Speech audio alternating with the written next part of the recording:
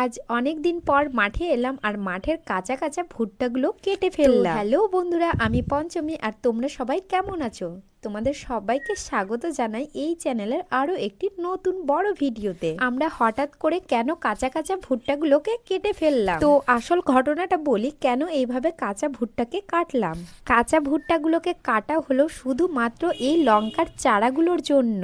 লঙ্কার বীজগুলোকে তো মা ফেলে দিয়েছে আর লঙ্কার চারাও হয়ে গেছে, কিন্তু লাগানোর মতো কোনো জায়গাই নেই। ফাঁকা বলতে এই জায়গাটাই একটু ফাঁকা ছিল, যদিও এখন পাট শাক, ভেন্ডি, লঙ্কা অনেক কিছুই আছে। আর দেখো এই গাছটা হঠাৎ করে কেন শুকিয়ে গেল। আর এইদিকে দেখো মা আর ভাই সকালেই মাঠে এসেছে আর মা সমস্ত পাটগুলোকে নিড়ানি দিল আর ভাই ওইদিকে ভুট্টাগুলোকে কাটলো। মা আর ভাই যেহেতু সকালেই এসেছে তাই আমি ওদের জন্য রান্না করে নিয়ে এলাম। মেনুতে আছে ডাঁটার চচ্চড়ি, করলা ভাজা আর বাঁধাকপির ভাজা আর হচ্ছে মসুর ডাল। আর ভাই খাওয়া দাওয়া করে বেরিয়ে পড়লো, তাই বাকি কাজটুকু আমি করে নিচ্ছি। এই জায়গাটা একটু নিচু, যেহেতু সামনেই বর্ষাকাল তাই মাটিগুলোকে এইভাবে তুলে ড্রেন বেঁধে দিচ্ছি, যাতে গাছের গোড়ায় জল না থাকে, সব জল গড়িয়ে চলে যায় আর গাছটাও যেন ভালো থাকে। আর আমাদের এবছর ভুট্টার অনেকটাই ক্ষয়ক্ষতি হয়ে গেছে এই ঝড়ের মধ্যে।